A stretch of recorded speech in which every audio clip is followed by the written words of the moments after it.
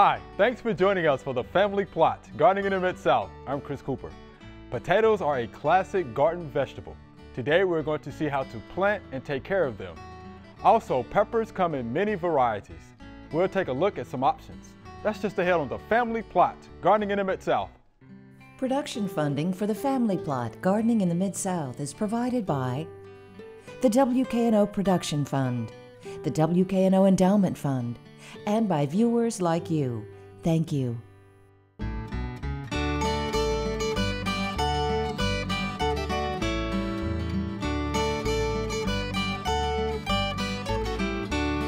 Welcome to the Family Plot. I'm Chris Cooper. Joining me today is Walter Battle. Walter is the UT County Director in Haywood County, and Dr. Natalie Baumgartner will be joining me later. Let's talk potatoes, right? Okay. You like potatoes, don't you? Oh yes. Well, first, thank you for having me. Oh, no problem. And yes, potato is a wonderful, wonderful plant to grow in the garden. And it's like I tell people. I mean, look at all the ways you can use it. You can fry it. Mm-hmm. You can bake it. You can add it to soup. You can cream it. You can do whatever. So every gardener needs to grow some potatoes. I'm just here to tell you. All right. That should be a prerequisite, right? You got to grow potatoes, right? Oh yes, and of course gardening. Here in our area, we grow certain varieties that we tend to grow. People grow the Yukon Golds. They grow the New Orleans. You have the Kennebec, the Cobbler. So those are some of the varieties. There's even one called a Pontiac. Pontiac. Yes, a potato. So those are some of the varieties that we see grown around here. Okay, and they grow pretty well here. Oh yes, okay. yes. Okay. Then when should potatoes be planted? Basically, I like to plant mine in, somewhere between mid-March and, maybe through April, because it takes about 90 to 100 days before you get a crop. So that'll have you harvesting around, June, July, I guess, around that period.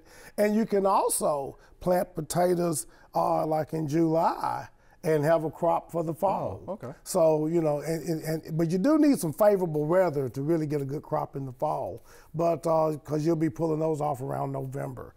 But, I have done it. I've actually right in succeeded. time for Thanksgiving. That's right, exactly right. Yes. All right. So here's the question we get to the office all the time, though. How are potatoes planted, though? Okay, how are they planted? Well, first let me show you how you get your seed potatoes. Let's go there, and then I'll plant in a minute. Okay. Basically, the potatoes, you'll have what they call the eye, and that's where the little sprout comes up. And as you can see on this potato here, you'll see that sprout. Now, and all you have to do, it's not a lot of science to this. You just take it and you just cut right there by that eye, and then you just let this kind of scab over. I'll probably give it about 5 days or so, I imagine, maybe 2 or 3 days. It'll scab over, and then it'll be ready for planting. Okay. And you can also go to some, farm stores or whatever that will also sell what they call seed potatoes. So that you can do that. Now, as far as planting the potatoes, would you like for me to demonstrate that right now? Demonstrate for us. Now let me say this.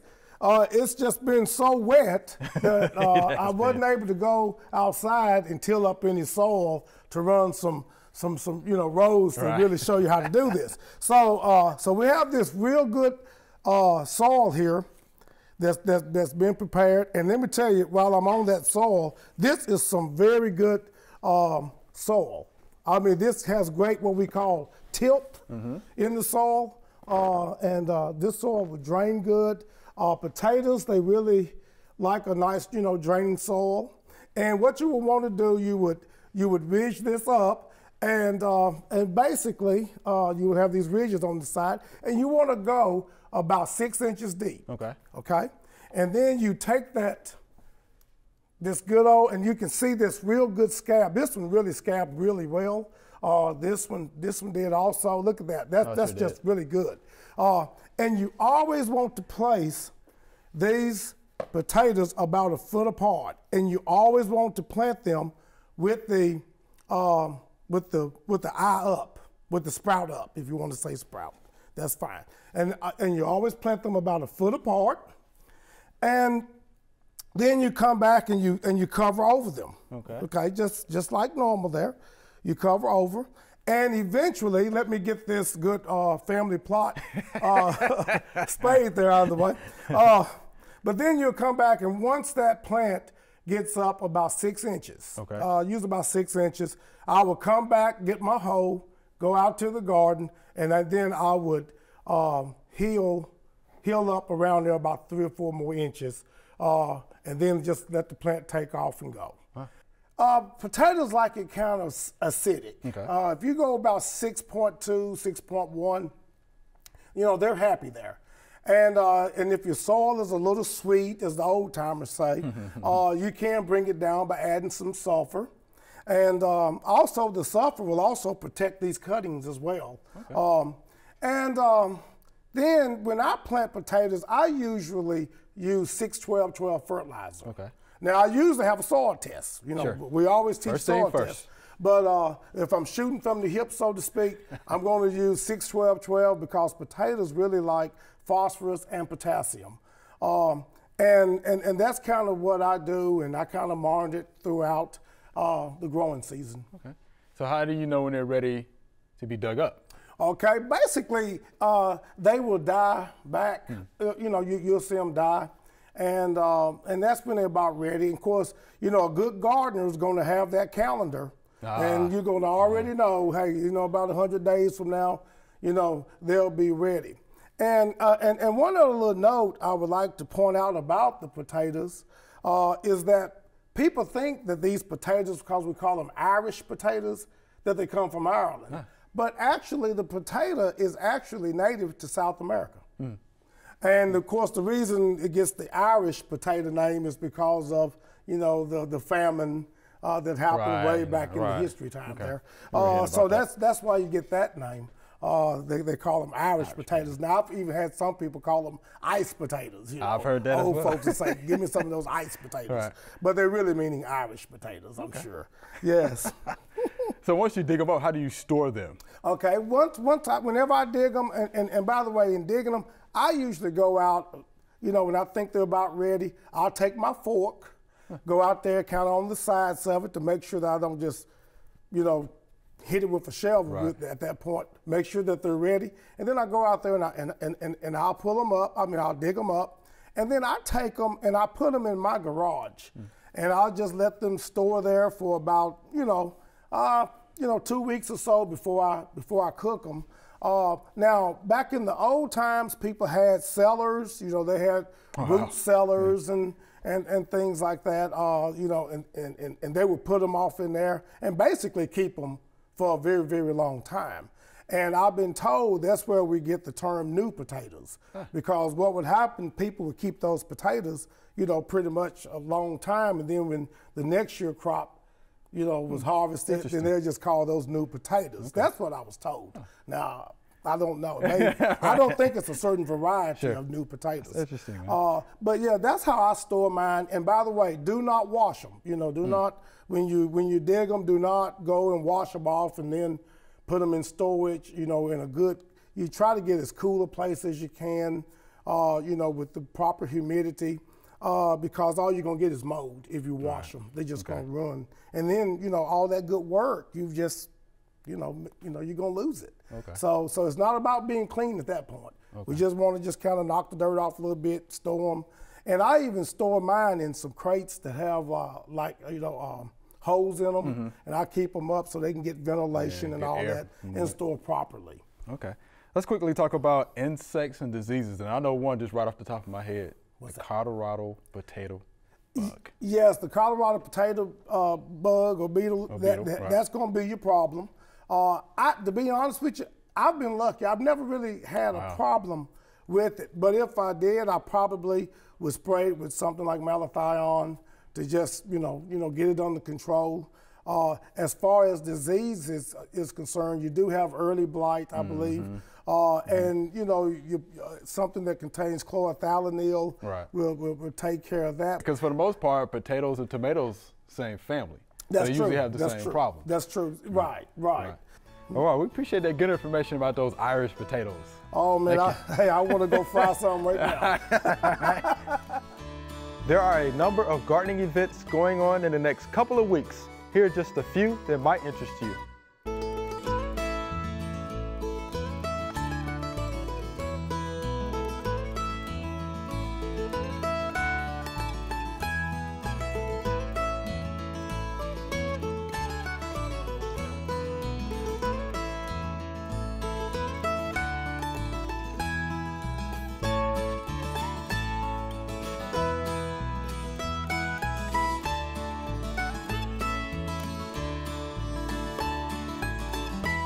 All right, Dr. Natalie, let's talk a little bit about peppers. Everybody likes to grow peppers in their gardens, right? Oh, right. I mean, I think that tomatoes get the crown as king of the garden. Yes. But peppers are, they're making a push. We have a lot more options than we used to for a wide range of pepper cultivars. That's right. And before we get started, peppers and tomatoes, same family, right? Right.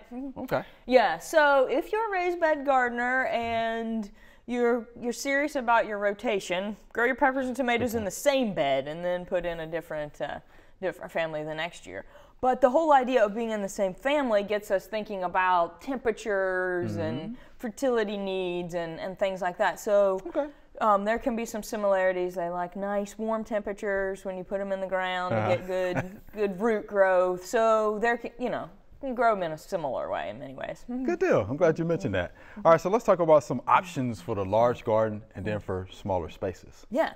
So typically we think of large bell peppers, or that's the first thing that comes to mind. I'm a sweet pepper. Oh, you sweet person, pepper. Yeah. Right. And so there are lots of good bells on the market now, whether you like greens, which are immature, right? So they're just an unripe pepper. And most of our green peppers will mature to a nice red, but we still have orange and some purple, some yellow options. I've seen the yellows. Yeah. Okay. And one of the great things about many of our nice productive bell peppers is we get more options with bacterial leaf spot resistance.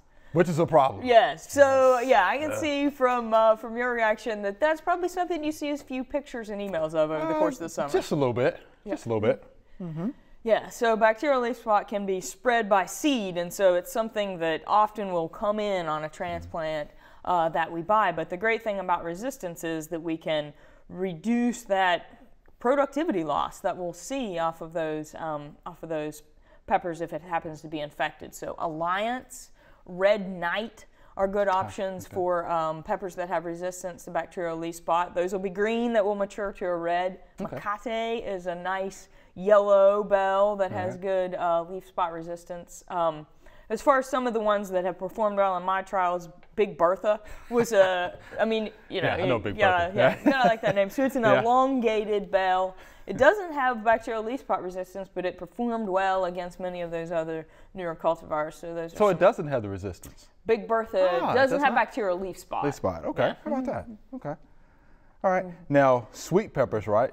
Sweet roasting peppers. Yeah. So that's what you like. So if we want to branch out a little bit from our traditional bells, there are some people call them Italian bullhorn or Italian roasting peppers, but we're thinking an elongated tapered fruit, and that's where a lot of the newer hybrids have been released over the last few years. So Carmen is a red roasting pepper that's been on the market for a few years. It's an All-American Selections winner, performs well. Mamma Mia Giallo, nice, large, long Italian pepper.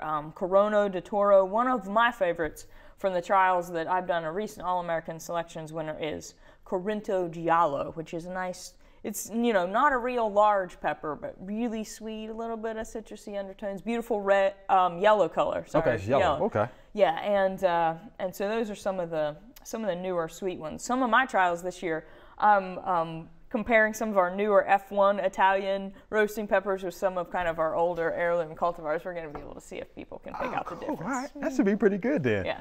All right. So you like those sweet roasting peppers I see. I do, yeah. All right, now what about those hot peppers though?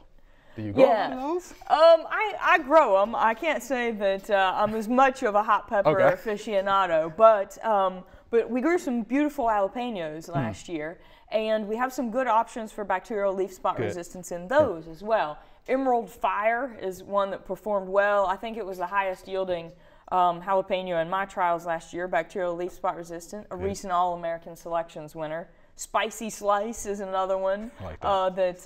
that did pretty well in our trials. So those are good productive options. And then as far as kind of some novelty hot peppers, one of the favorites of that I've grown over the last few years called Mad Hatter. Mad Hatter. Yeah, I mean, you gotta love the name, but I love the names. it's called a bishop's crown. So it has almost like a inverted hat Okay, shape. all right. And the pepper itself is not too hot, but as you get in closer to where the seeds are in the center of the fruit, you start getting a little bit of heat. But it's supposed to be a little bit of floral and citrus, some novel taste. It's actually not exactly the same species as many of our regular sweet peppers. It's a little bit taller plant, interesting. but it's pretty cool. Okay, Garden. Mad Yeah. Hatter. Yeah. Okay, all right. What about some of those other novelties? Candy cane is one. Yeah, I've heard that before. I say that it's a great option for the children or the slightly larger Yeah. children, and that's the category that I fall into. Candy cane was probably my favorite of the crops that we had in the trial last year. It's great for containers, Okay. as well as growing it in the open garden. It's a more compact plant, but it has variegated leaves. See, that's what I like. Yeah. Yeah, All right. and so you get some white, some green, and then, not surprisingly, due to the name, you actually get white and green stripes on those immature Nice. fruit. And as they Nice. ripen, they go from a yellow to a golden, and then finally you get a solid red. And those are sweet Okay. peppers. So What about the pretty and sweet? pretty and sweet, yeah. And Pretty and so sweet. lots of times we're beginning to see a little bit more of those ornamental and edible combinations. Many of our ornamental peppers are hot. But pretty and sweet is an example of a nice, compact, ornamental pepper that bears its fruit on the top of the plant, so you get to see cool. those multicolors. They're smaller, but Okay. they're sweet peppers that are sweet. very, very edible. So good container, or even put them in your landscape bed option. So you could do that. And you're Yeah. like, Yeah. I might try something like that And this year. in our warm, humid climates that we have, love some peppers can perform well as landscape plants. A lot of the black pearl, black Yeah, I hawk, know those those. dark Yeah. leaf Like those. peppers. Yeah, New Mex Easter is a really pretty. You get a lot of almost pastel shades. These are not sweet peppers. Okay, okay, Yeah, these are hot pe- okay. these are hot peppers. Super chili is another example Super of chili. edible but great decorative landscape or the garden. Those are some cool names. Yeah. Yeah, Yeah. How about that? Let me ask you this before we finish up. You mentioned All-American Selections a couple of times. What does that mean?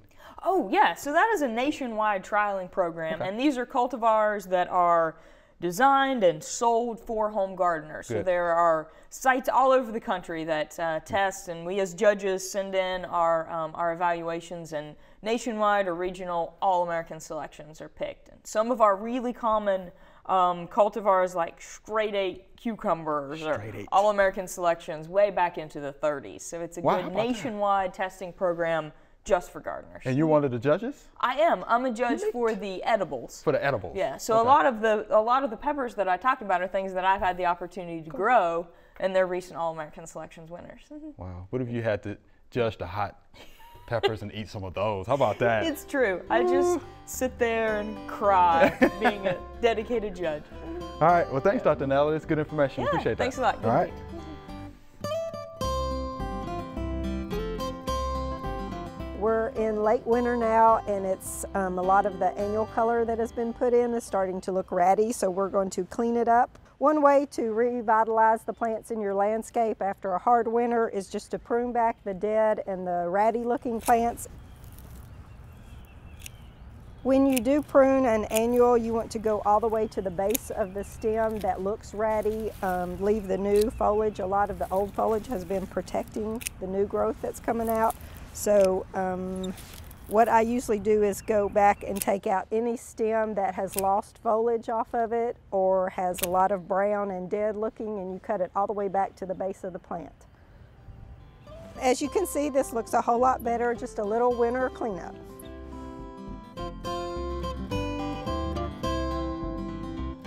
All right, here's our Q&A session. Y'all ready for these questions? Oh, yes. Good questions. Some challenges. Good questions. All right, here's our first viewer email. Help! My prune tree that has been yielding lots of fruits just got knocked over by a strong winter storm, and I don't know what to do. It's a bit heavy, so it's been sitting on the ground like this. What steps do I need to take to bring it back to life? And this is from Gio via YouTube. It has fallen over, and look at that. It's a pretty good sized tree. Walter, what are our steps here? Well, I tell you, that one really needs pruning just in general. But I also think if it's falling over and it's kind of just out of the ground, you probably it can't be saved. Now, I will tell you that I do barbecue with fruit wood. It's excellent wood to smoke with. So maybe you might want to do that. But if it's falling over and it's out of the ground, it's not much you can do. Those feeder roots are ripped, then you're probably going to lose the tree anyway. Right, that's the first thing I looked at. Yeah, the feeder roots are exposed to the air, been damaged. Not too much you're going to be able to do with that. Now, if it was a younger tree, you might be able to. Yeah, you might be able to, maybe hook a chain or something to it, some padding, of course. And pull it back up. Dig out, some of that soil from underneath that, the base of that plant, and then pull it up maybe. And then, of course, you had to get some stakes in there, get some mulch and, make sure it's watered and fertilized and all that good stuff. But that looked like a pretty good sized tree. And if it's been there for a while, then. Yeah, those roots are dried out. Yeah, dried out. That might be pretty tough, Gio. So we thank you for that question. You might have to plant some more trees. Might have to plant another tree. All right, here's our next viewer email. Squirrels, we get this a lot. Squirrels are stripping the bark off my maple trees. The trees are close to a fence and other trees, so metal banding on the trunk won't work. I have a fake owl and aluminum foil hanging in the tree, and now I'm starting to use peppermint oil. I also have a dog. How do I keep the squirrels off? And this is from Ron right here in Memphis. And we talked a little bit about this earlier. We get a lot of calls at the office about squirrels, don't we? Yes. Squirrels taking my tomatoes or peppers or whatever the case may be. How do you deal with squirrels? Now, I know if Mr. D was here, I know what Mr. D would say. 12-year-old with the, fill in the blank. All right. But so what do you say about the squirrel? I just really don't know what to tell, what to tell him. I mean, because there's no way to eliminate it. Because they can jump from tree to tree, so that's like he's said in there. Fences, other trees are close. Yes, no I just don't know what to tell people when they call the office with these type of issues, because I mean it's just that the wildlife, they're losing their habitat due to farming and also due to just expansion of society. And they're just coming to town, so I don't know. They're learning to adapt. They're actually learning to adapt. But like I said, I don't want to mention that about the air rifle, but that's about the only thing I can tell you to do. I hate to say that, but. Yeah, we just kind of have to get along with them, I guess. They seem to do a lot of damage, but they do a lot of damage, a lot of investigating. That's what I like to call it. I think they're used to your dogs barking now. It just doesn't seem to faze them. The owl was a good idea. The other thing I've heard people do is put those fake snakes out in your yard. That's right. But Mr. Bill White. It's all that cultural, I guess, kind of thing. But it's just, there's not a whole lot you can. Once they set in like that. Habituate. Habituate. That's a good word. And on those owls, you have to kind of move them around too. Like the snakes too. Because otherwise they figure it out. They'll figure it out. So. Wow. And of course, some of our literature will say a little bit about trapping. You have to bait, the traps, of course, apple slices, oranges, nuts, and things like that. When you trap them, you got to figure out what to do with them. Because they might, you take them somewhere, they might beat you back to the house. That's true. So that's the thing. Or with your trapping. neighbors just move over to yours. Right? How about that? And then, of course, there's some taste repellents that are out there. Ropel makes some. But the thing about that, because he did mention peppermint oil, but the thing about those repellents, most of those are, you know, water-based. So Yeah, if it That's right, if rains, it rains, You have to keep yeah. applying. So, because when I lived out in the country, we had a lot of deer, so we Right. would use urines different. Yeah, and- Yes, But yes. your neighbors don't want to smell that, and Right. you don't either. So it's, and I think after a while they get used to that, Right, so it sure. doesn't faze them. Right. So- Wow. Because I was going to suggest buying some of that coyote pea. right, Yeah. right. Like we said, that yeah. Yeah, You they know. might try cayenne. That's another thing. Right, I yeah, know. that's another one. Yeah, Cayenne. cayenne. Spray it up, Capsaicin. capsaicin, Right, spray right. it Yeah, on that's a good one. Yeah. Yeah, but again, They- you know, especially with all it of this rain that just we've had here washes lately, off. it just washes Yeah. off, so it has to be reapplied. Yeah. So I guess, Mr. Brown, what we're trying to say is going to be tough. Good luck. Good luck. You figure it out, let us know. All right. So, Walt, Ms. Kim, it's been fun again. Thank you. Yes. All You're right. welcome. Yes, Thanks thank for you. having us. Yes, thank you for letting us be here. Remember, we love to hear from you. Send us an email or letter. The email address is familyplot@wkno.org, and the mailing address is Family Plot 7151 Cherry Farms Road, Cordova, Tennessee 38016. Or you can go online to familyplotgarden.com. That's all we have time for today. Thanks for joining us. We're excited about the start of a new growing season. For more information on potatoes or peppers, or to rewatch those parts of the show, head on over to familyplotgarden.com. Be sure to join us next week for the Family Plot, Gardening in the Mid-South. Be safe.